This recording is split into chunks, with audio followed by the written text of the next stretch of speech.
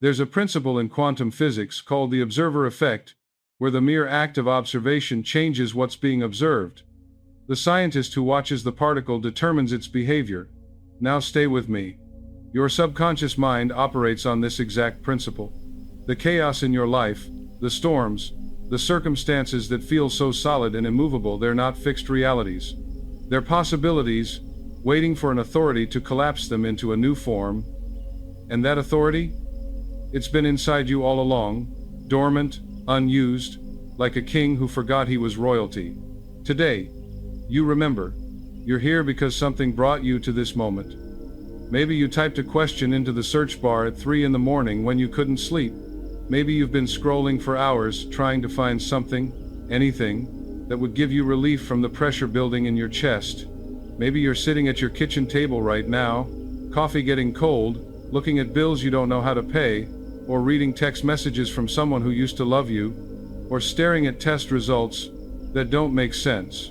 Whatever storm is raging in your life right now, and I know there's at least one, probably more, I want you to know something before we go any further. That storm is not your master. It never was. You've just been speaking to it in the wrong language. Let me tell you why you're really watching this video. It's not just for information. You've had plenty of information. You've read the books, listened to the podcasts, maybe even been to therapy or spiritual counseling. You've tried affirmations. You've tried positive thinking. You've tried letting go and surrendering and trusting the process. And some of it helped. Maybe, for a little while. But the storm keeps coming back, doesn't it? The anxiety finds you in the quiet moments. The financial pressure doesn't ease. The relationship doesn't heal. The body doesn't respond. And you start to wonder if maybe you're doing something wrong, if maybe you don't have enough faith, if maybe you're just one of those people who's meant to struggle. Let me stop you right there. That's not true. That's never been true. The problem isn't your faith. The problem isn't you. The problem is that you've been taught only half of the spiritual equation. You've been taught surrender, but not authority. You've been taught to accept, but not to command. You've been taught to flow with life, but not to direct it. And that incomplete teaching has left you passive in the face of circumstances that were always meant to bow to you, not the other way around. So here's what we're going to do together in this time we have. I'm going to teach you something that sounds almost blasphemous when you first hear it. Something that goes against everything the world has told you about humility and acceptance and going with the flow. I'm going to teach you how to speak to your storm. Not pray about it. Not wish it away. Not visualize it dissolving. I'm going to teach you how to look at the chaos in your life and speak to it with the same authority that a parent speaks to a child having a tantrum, with the same certainty that a captain speaks to a crew, with the same power that causes the storm to pause and listen, and then obey. And before you think this is just more metaphysical fantasy, more spiritual bypassing, more toxic positivity dressed up in religious language, let me be very clear. This is law. This is how consciousness works. This is how your subconscious mind has always worked. You've been using this law your entire life. You've just been using it unconsciously, usually against yourself, usually to create more of what you don't want. Today, you learn to use it deliberately, consciously, with the full force of your divine authority. Because here's what almost no one tells you. You were designed to be a cooperative force with the infinite intelligence that runs this universe. You were designed to be a channel through which creative power flows. You were never meant to be a victim waiting for rescue. You were never meant to beg life to be merciful. You were meant to recognize that the same power that holds galaxies in place, that causes flowers to bloom, that heals cuts without you thinking about it, that power lives in you. And when you speak from alignment with that power, when you speak not from your small ego self but from that deeper place of knowing, reality rearranges itself. Not because you're manipulating the universe, not because you're forcing anything, but because you're finally cooperating with the way things actually work. So, if you're ready to stop being powerless, if you're ready to stop negotiating with your problems, if you're ready to remember something about yourself that you forgot a long time ago, then stay with me. Because what I'm about to share with you has the capacity to change everything. Not tomorrow, not someday, Today, right now, in this very moment, as you listen to these words, something inside you can shift, something can click, and when it does, you look back at this moment as the moment everything changed. Let me tell you a story. It's not a story about me, and it's not a story about any specific person who came to me for help. It's a parable, an illustration, but it contains more truth than most factual accounts ever could. I want you to really see this story in your mind, really feel it, because somewhere in this story is a mirror of your own life. There was once a captain of a great ship, a man who had spent decades at sea, who knew the winds and the waves, who could read the sky like a book and navigate through storms that would terrify lesser sailors. This captain had crossed every ocean, commanded the respect of every crew he led, and never once doubted his authority on the water. When he spoke, men listened. When he gave a command, it was executed without question, not because he was cruel or tyrannical, but because he carried a certainty that came from deep experience, from knowing exactly who he was and what he was capable of. But then one day, disaster struck. A storm bigger than any he had ever seen rose up without warning. A wall of water and wind that tore his ship apart like it was made of paper. He was thrown into the ocean, smashed against debris, pulled under by currents that had no mercy, and somehow, by some miracle or accident, he washed up on a small island, more dead than alive. When he woke up, he couldn't remember his name, couldn't remember his ship, his crew, his years at sea. The trauma of the wreck had wiped his memory clean, left him with only fragments, only shadows. The islanders found him, took him in, nursed him back to health, and because he couldn't remember who he was, he assumed he was one of them. Just another person trying to survive on this small piece of land surrounded by an ocean that sometimes fed them and sometimes tried to kill them. For years he lived this way. He worked in the gardens, mended fishing nets, hid in the caves when storms approached. He was afraid of the ocean now, this man who had once commanded ships across it. He would stand at the shore sometimes and feel something pulling at him, some vague sense that he was meant to be out there, not here, but he had no context for that feeling. So he ignored it, pushed it down, told himself he was being foolish. Then one day, after years of this quiet life, the biggest storm anyone had ever seen appeared on the horizon. The islanders panicked immediately. They'd seen storms before, but this one was different. The sky turned black in the middle of the day. The wind began to howl like something alive and angry.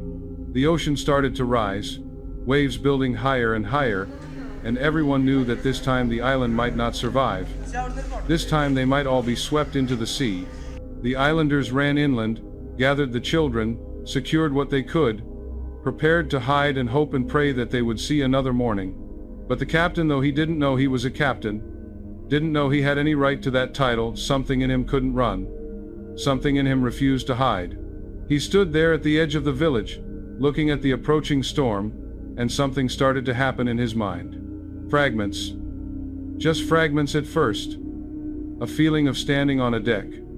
A feeling of wind on his face, but not fearful wind, just wind that he understood. A feeling of men waiting for his word. Waiting for him to tell them what to do. And then more fragments, coming faster now. The memory of his voice, cutting through chaos. The memory of giving commands that were instantly obeyed. Not because people feared him, but because they trusted him. Because his certainty gave them certainty. And standing there with the storm bearing down, with the rain starting to fall in sheets and the wind trying to knock him off his feet, he felt something wake up inside him. Not a memory, exactly. Not yet, but a knowing. A deep, cellular recognition that he was not supposed to be afraid of this storm. That somehow, in some way he didn't fully understand, he outranked it. He walked to the shore. The islanders shouted at him to come back, to take cover, that he was going to die. But he couldn't stop walking. It was like his feet remembered something his mind didn't. And when he got to the water's edge, when he stood there with the waves crashing around his ankles and the storm towering above him like a wall of destruction, he opened his mouth and spoke. He didn't shout. He didn't beg. He didn't pray for intervention. He just spoke, with a voice that came from somewhere deeper than his throat. deeper than his conscious mind. One word. Just one word, but spoken with an authority that he didn't know he possessed, spoken with a certainty that came from a place inside him that the amnesia couldn't touch. Enough, he said. That's all. Just enough. Spoken like a father speaks to a child who's gone too far. Spoken like a leader speaks to chaos that needs to be organized. Spoken like someone who knows, beyond any doubt, that he will be obeyed. And here's what happened. Here's what the islanders, cowering in their homes and caves, witnessed through cracks in the walls and from behind rocks. The storm paused. I don't mean it gradually lessened. I don't mean the wind slowly died down. I mean it paused, like something alive that had just heard a voice it recognized as being above it in the hierarchy of reality. The rain stopped mid-fall. The wind held its breath. The waves that were about to crash over the island hung suspended for a moment that felt like eternity. And then the storm changed course. Just turned, like a ship answering a rudder, and moved away from the island. Within minutes, the sky began to clear. Within an hour, the sun was shining, and the ocean was calm, and the only evidence that anything had happened was the wet ground and the bewildered faces of people who didn't understand what they'd just seen. The captain didn't get his full memory back that day. It would come back in pieces over the following weeks: his name, his ship, his years of experience. But he got something back that was more important than memory. He got back the knowing of who he was. Not his identity, not his story, not his past, but his essential nature, the part of him that was born with authority, that was designed to speak and be obeyed, that was never meant to cower before circumstances. Now, I tell you this story not because I'm asking you to believe that it happened exactly this way. I tell you this story because you are that captain. You are the one who forgot who you were. You are the one who's been living like an islander, running and hiding from storms, when you were meant to stand at the shore and speak to them. Somewhere along the way, you experienced a shipwreck. Maybe it was childhood trauma. Maybe it was a devastating loss. Maybe it was years of being told you were powerless. Years of circumstances that seemed to prove you had no control. Years of prayers that seemed to go unanswered. And slowly, gradually, you forgot. You forgot that you carry inside you the same creative intelligence that formed this universe. You forgot that your subconscious mind is directly connected to infinite power. You forgot that when you speak from alignment with that power, when you speak not from fear but from faith, not from ego but from spirit, reality has to respond. You've been living like an islander, afraid of the storms, running from them, begging them to spare you, negotiating with your problems, asking your circumstances for permission to be happy. And all this time, all these years, there's been something inside you trying to wake up, trying to remind you that you're not supposed to be afraid, that you're not supposed to be powerless, that there's a way of speaking that storms recognize as authority. Today is the day you remember. Today is the day the fragments start coming back. Today is the day you walk to the shore. But before we go further, I need to explain something to you, something that most spiritual teachers skip over because it sounds too complicated, or too scientific, or too far removed from practical help. But it's not complicated. It's actually beautifully simple. And understanding this will change how you see everything. Your subconscious mind is not separate from the universe. It's not contained in your skull. It's not isolated in your personal consciousness. Your subconscious mind is like a drop of water in an infinite ocean. It's made of the same substance as the whole ocean. It has access to the same information as the whole ocean, and when it moves, the whole ocean responds. Scientists are starting to understand this now. They're seeing that consciousness doesn't emerge from matter, but that matter emerges from consciousness.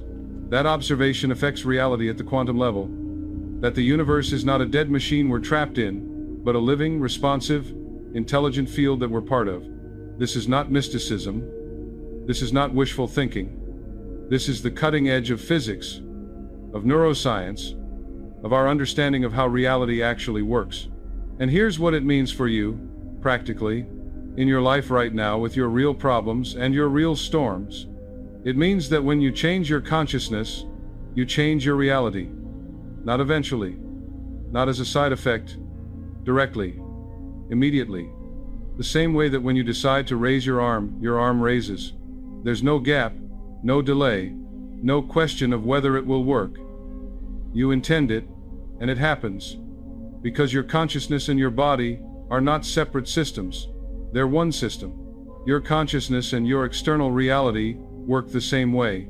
They're not separate. The circumstances you're experiencing right now, your financial situation, your relationships, your health, your opportunities, they're not things happening to you from outside. They're things happening through you from inside. They're the physical manifestation of your dominant mental states, your habitual thought patterns, your deep beliefs about yourself and life. This is why fighting your circumstances doesn't work. This is why pushing against your problems exhausts you. Because you're fighting yourself. You're pushing against your own consciousness made visible. So when I tell you that you can speak to the storm, and it will calm, I'm not asking you to believe in magic. I'm not asking you to have blind faith. I'm asking you to understand law. Spiritual law, yes, but law nonetheless. As reliable as gravity, as consistent as mathematics. When you speak from a certain level of consciousness, a level I'm going to teach you how to access your subconscious mind, which is connected to the infinite intelligence that creates and sustains all things, begins to rearrange reality to match your words. Not because reality is malleable and meaningless, but because your words, spoken from the right place, are creative. They're not descriptions of what is. They're instructions for what will be.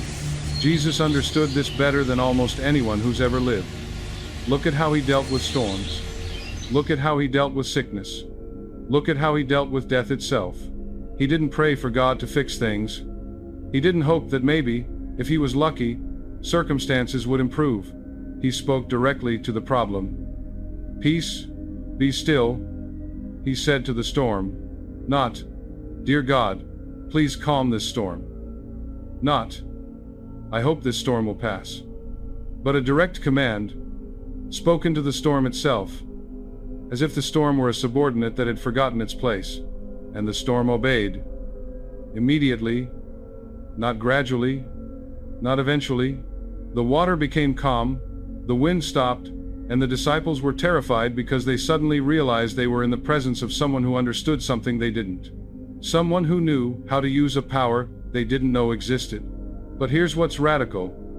Here's what the religious institutions don't want you to fully understand. Jesus said you could do the same things he did. He said the kingdom of heaven is within you. He said if you have faith the size of a mustard seed, you can move mountains. He wasn't speaking metaphorically.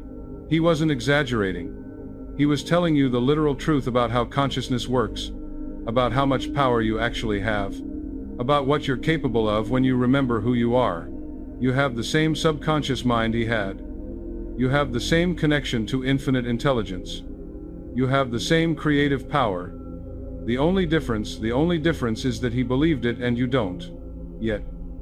But you're starting to. I can feel it happening in you even now. Even as you listen to these words, something's waking up. Something's remembering. Now let me tell you another story, a different kind of story, because I want you to understand this from multiple angles.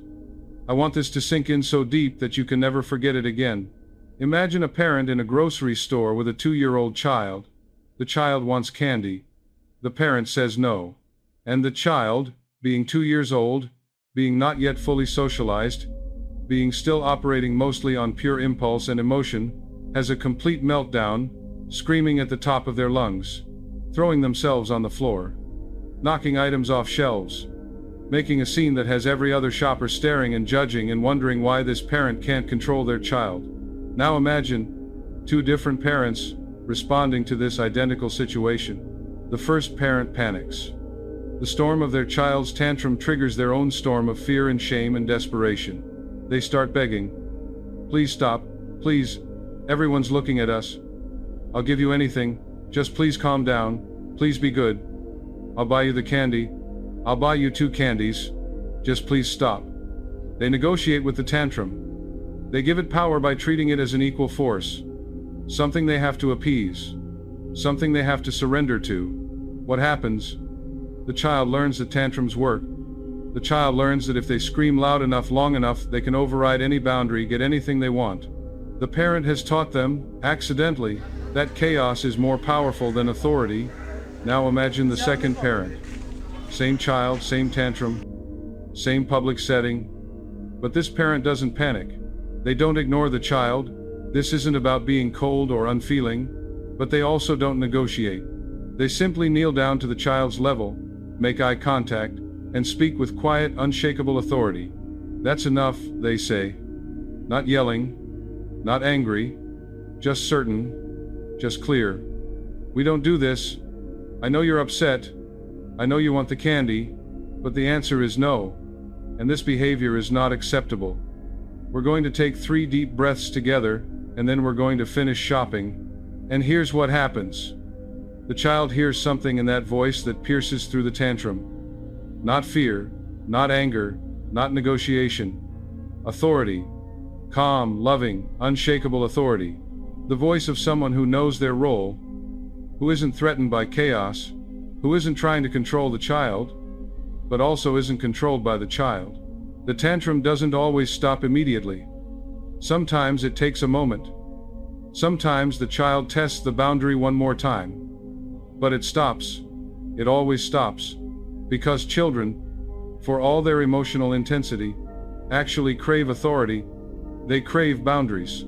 They crave the security of knowing that there's someone stronger than their emotions, someone who won't be moved by their storm. Your subconscious mind is exactly like that child. And the storms in your life, your anxiety, your financial pressure, your relationship problems, your health issues, they're exactly like that tantrum. They're not actually powerful. They're just loud. They're just intense. And they will continue, they will escalate, they will dominate your life until they encounter something that speaks with authority. But here's what almost no one tells you. Here's what you've never been taught. You've been trained your entire life to be the first parent. You've been taught to panic when the storm rises. You've been taught to beg your problems to leave. You've been taught to negotiate with your fear, to bargain with your circumstances, to give your anxiety the dignity of being treated as something you have to appease. Please don't let me lose my job. Please don't let them leave me. Please don't let this be cancer. Please, please, please let this work out. And listen, I'm not mocking prayer. I'm not saying there's anything wrong with asking for help. But I am saying that begging is not the highest form of prayer. Desperate pleading is not the most powerful way to access divine intelligence. Because when you beg, you're operating from the consciousness of the first parent. You're giving the problem power. You're confirming, with every desperate word, that you believe the storm is stronger than you are. What if instead, and this is going to feel uncomfortable at first, it's going to feel almost wrong, what if instead you became the second parent? What if you looked at your storm, your anxiety, your impossible circumstance, and you spoke to it the way that second parents spoke to their child? Not with anger, not with force, not trying to make something happen through sheer willpower, but with calm, quiet, unshakable certainty. That's enough. This anxiety is not welcome in my mind, I release it now. This financial pressure is dissolving. Money flows to me easily and naturally. This sickness is leaving my body. Every cell is returning to perfect health. Not asking, not hoping, not wishing, declaring, informing reality of what's happening, not negotiating whether it might happen. Can you feel the difference? Can you feel how different that energy is from begging? It's not arrogant. It's not ego. True authority is never arrogant. Arrogance is actually a sign of insecurity, of someone trying to convince themselves they have power they're not sure they possess. Real authority doesn't need to convince anyone. It just knows.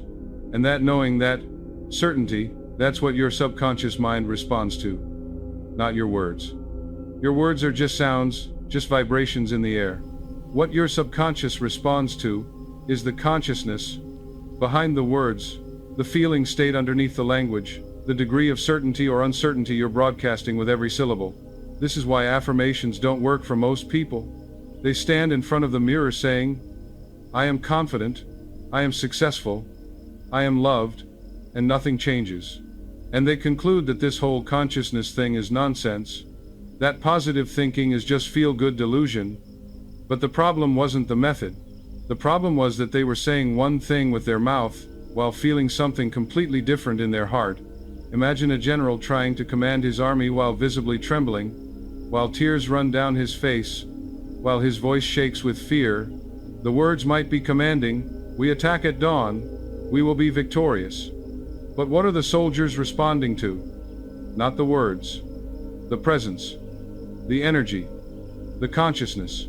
And if that consciousness is broadcasting fear and doubt, if the body language is screaming, "I don't believe this will work," then no amount of commanding words will create commanding results. This is exactly what happens when you try to affirm something you don't believe. Your mouth says, "I am financially abundant," but your heart is racing with anxiety about the bills. Your lips say, "I am healed," but your mind is rehearsing the diagnosis, imagining the worst outcomes. Your voice declares, "I am loved," but your emotional body is collapsed in the pain of rejection. And your subconscious mind, which is not fooled by words, which responds only to the authentic frequency you're broadcasting, receives a very different instruction than what you consciously intended. It hears not your affirmation, but your anxiety, not your declaration, but your doubt, and it creates accordingly. So before you speak to your storm, before you try to command anything, you have to first shift your consciousness. You have to access that place inside you that already knows you have authority. And here's the beautiful secret. Here's what makes this possible. Even if you don't feel powerful right now, even if you're reading this from a place of desperation, that place exists in you. It's always been there. You just forgot how to access it. Think about a moment in your life when you felt absolutely certain about something. Maybe it was something small. Maybe you were driving and you knew, without even thinking about it, that you needed to brake because someone was about to cut you off. And you braked. And sure enough, someone cut you off, and you weren't even surprised, because some part of you knew it was coming. That's your subconscious mind feeding you information, operating beyond your conscious awareness, accessing intelligence that your rational mind can't see. Or maybe you were thinking about a friend you hadn't heard from in months, and within hours they called you. Or you walked into a room and just knew, that you were in danger, that you needed to leave, even though everything looked fine. Or you met someone, and immediately trusted them, or immediately didn't trust them, for reasons you couldn't articulate. That's the deeper intelligence I'm talking about. That's your connection to something bigger than your personal consciousness.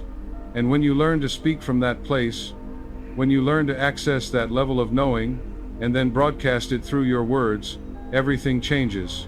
Here's how you begin to access it. Close your eyes for a moment. If you're driving or doing something where you need to see, don't close your eyes, but you can do this with your eyes open too. Take a deep breath. And I want you to ask yourself a question. Not answer it, just ask it, and let the answer come without forcing it. The question is this: what would it feel like if I already had the power to resolve my biggest problem? Not what would it feel like if the problem was solved. That's outcome focused. That puts the emphasis on the circumstances changing. I'm asking something different. What would it feel like if you, right now as you are, had the power to solve it? The authority. The capability. Not someday. Not if you were different. Now. Just sit with that question. Let it work on you. And notice if there's a shift, even a tiny one, even just a flicker, in how you feel. Notice if there's a part of you, maybe buried deep, maybe barely audible, that says, "I do have that power." Or maybe it doesn't use words. Maybe it's just a subtle sense of expansion, of possibility, of something relaxing in your chest or your shoulders. That feeling, even if it's faint, is your access point. That's the doorway into the consciousness of authority. And every time you practice feeling it, even for a moment, even if doubt rushes in immediately after, you're strengthening that pathway. You're training your system to recognize that feeling, to access it more easily, to sustain it for longer periods. Because here's what you need to understand. Faith is not a belief. Faith is a feeling. It's not thinking that something might happen, or hoping it will happen, or even believing it will happen. Faith is feeling the way you would feel if it had already happened. It's not future tense. It's not, I will be healed. It's present tense. I am healed. But more than that, it's present feeling. The feeling of health in your body right now. Even if symptoms are still present, the feeling of abundance in your heart right now, even if your bank account says otherwise. The feeling of peace in your mind right now, even if circumstances are still chaotic. And when you can access that feeling, even for a moment, and then speak from that place, your words become creative. They become commands. Not because you're forcing the universe to bend, but because you're aligning with the way the universe already works. Let me be very specific about how to do this, because I don't want this to stay abstract. I want you to be able to use this today, this hour, for the real storm you're facing right now. Step 1. Get clear about what storm you're addressing. You can't command what you can't name. Don't be vague. Don't say my life is a mess, or everything is falling apart. Get specific.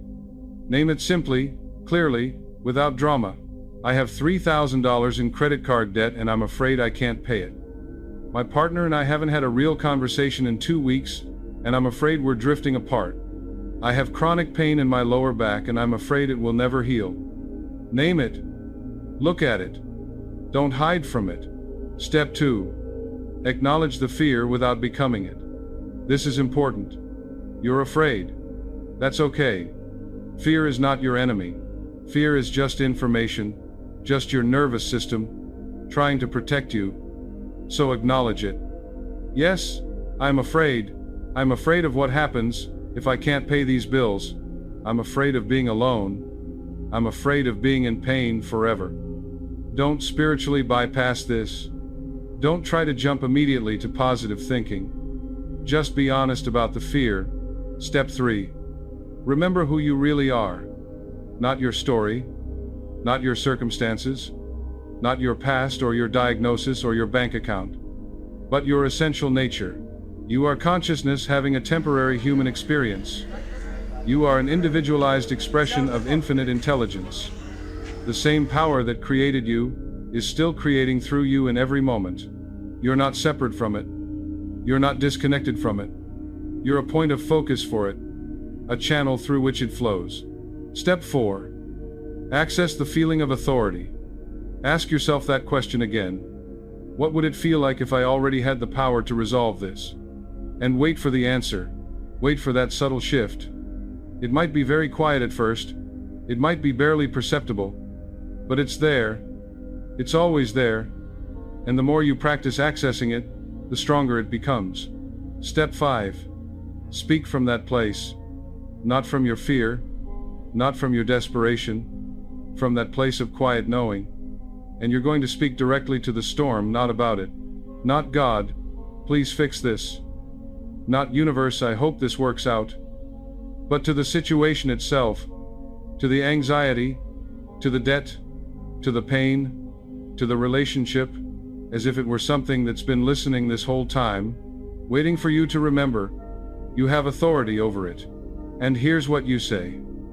Use your own words, but this is the template, this is the frequency. This is no longer welcome in my reality. I release it now. I choose differently. I claim peace. I claim health. I claim abundance. I claim love. And so it is. Say it once. Say it with as much certainty as you can access in this moment, even if that certainty is only 5%, even if doubt is trying to shout over it. Say it anyway. And then, and this is the hardest part, turn away from the storm. Mentally, emotionally, turn away. Stop watching the storm. Stop checking if it's getting smaller. Stop monitoring your anxiety to see if it's lessening.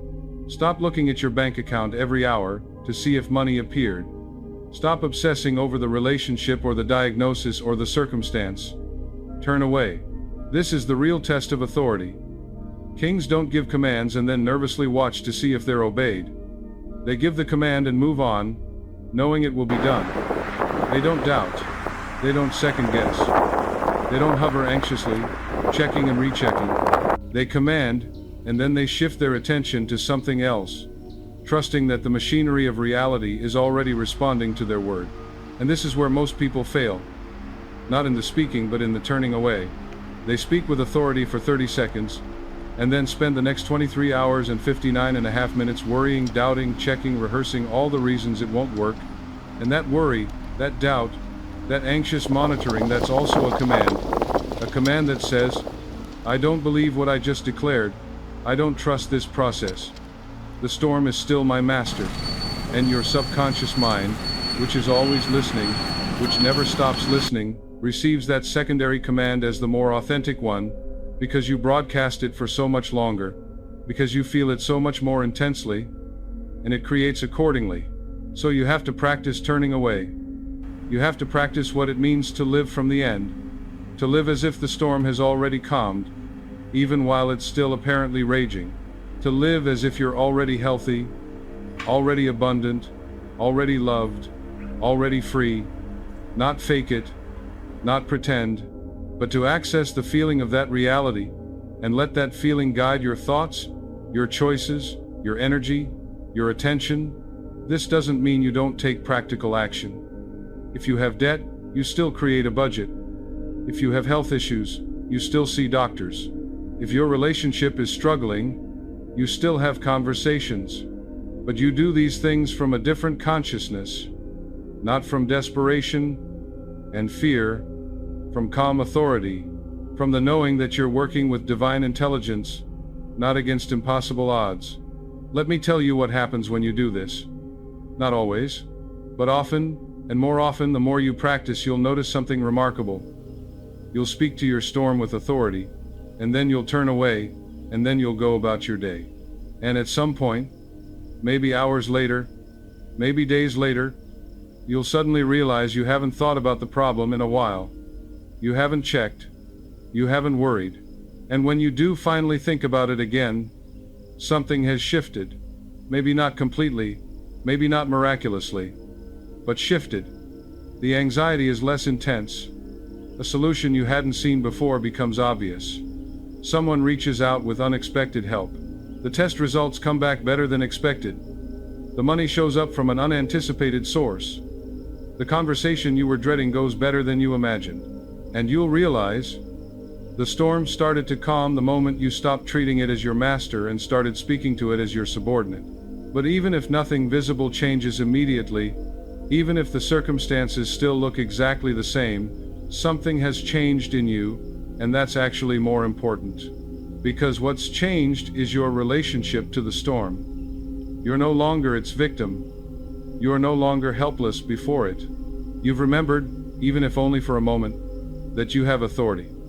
And once you remember that, once you feel that, even briefly, you can never fully forget it again. Now I want to talk about why this sometimes doesn't work. Why sometimes you speak to the storm and nothing happens. Why sometimes you declare your healing, or your abundance, or your peace, and the circumstances don't budge. Because this is where people lose faith. This is where they conclude it's all nonsense. And I don't want you to give up at the exact moment when you're actually making progress. Here's the truth. There's often a delay between speaking and seeing. Not always. Sometimes the storm calms immediately. Jesus demonstrated that. Others have demonstrated that. You might demonstrate it too. Especially as you get better at accessing authentic authority consciousness. But often, there's a gap. A period of time where you've spoken, you've commanded, you've declared, and yet nothing in the visible world seems to have changed. And during that gap, doubt rushes in. It didn't work. I knew it wouldn't work. I'm not spiritual enough. I don't have enough faith. This works for other people, but not for me. I'm just too broken, too damaged, too far gone. Listen to me very carefully. That delay is not evidence of failure. It's evidence that your consciousness is being trained. It's evidence that you're building a muscle that's been atrophied from years of disuse. Think about physical exercise. The first time you try to do a push-up, if you've never exercised before, you might not even be able to do one, or you do one, and your arms shake and you collapse and it feels impossible. And if you judge the effectiveness of exercise based on that first attempt, you'd conclude it doesn't work. I tried to do a push-up and I couldn't. Therefore, physical training is a myth. But that's ridiculous. You know that's ridiculous. You know that if you keep trying, if you do what you can do today, and then tomorrow you try again, within weeks you'll be stronger. Within months you'll be doing push-ups easily. Not because the law of physical training suddenly started working, but because you built the capacity to work with that law. Your spiritual muscles work exactly the same way. The first time you try to speak to your storm from authority consciousness, you might only access that feeling for 2 seconds. The rest of the time you're in fear, in doubt, in desperation, and that's okay. That's not failure, that's the beginning of strength. You speak again the next day. Maybe this time you access authority consciousness for 5 seconds. Then doubt rushes in, but you don't let it stop you. You speak again and again. And slowly, gradually, the authority consciousness gets stronger. The certainty becomes easier to access. The faith becomes more stable. You're not trying to make something happen. You're training yourself to sustain a consciousness that allows things to happen. And here's what you need to know. Every time you speak to your storm from even partial authority, even shaky faith, even doubt, tinged certainty, you're making an impression on your subconscious mind. You're carving a groove, creating a pathway, establishing a pattern. And eventually, that pathway becomes the dominant one. Eventually, authority becomes your default response to storms, instead of fear. Eventually, you speak and you know, not hope, that reality will respond. So if you've been trying this and it hasn't worked yet, don't give up. You're not doing it wrong. You're just in training. The delay is not rejection, it's repetition. It's the universe or God, or infinite intelligence, or whatever name you prefer for the creative power that runs reality helping you build unshakable authority. There's another reason for delay that I need to mention, and this one is harder to accept but equally important. Sometimes the storm doesn't calm immediately because there's something you need to learn from it first. Some wisdom you need to extract. Some strength you need to develop. Some old belief or pattern you need to release before the new reality can stabilize. God is not punishing you. Life is not testing you. But consciousness is precise. If your subconscious mind is carrying beliefs that contradict what you're declaring, those beliefs have to be addressed. If you're speaking, I am abundant, but deep down, you believe money is evil, or rich people are greedy, or I don't deserve to be comfortable, those conflicting beliefs will sabotage your creation. The delay, then, becomes an opportunity, an invitation to go deeper, to ask yourself, what do I really believe about this? What am I afraid will happen if this problem actually resolves? What part of my identity is wrapped up in being the person who struggles? Because sometimes, unconsciously, we're attached to our storms. They've become part of who we are. They give us an identity, a story, a reason for why life is hard, and letting go of the storm means letting go of that identity. This is deep work. This is the work of becoming conscious of your own unconsciousness. And you can't skip it. You can't bypass it with affirmations and positive thinking. You have to be willing to look at the ways you've been complicit in creating and maintaining your own storms. Not to blame yourself, not to feel guilty, but to take responsibility, to see clearly, so you can choose differently. And when you do that work, when you bring those unconscious beliefs into the light,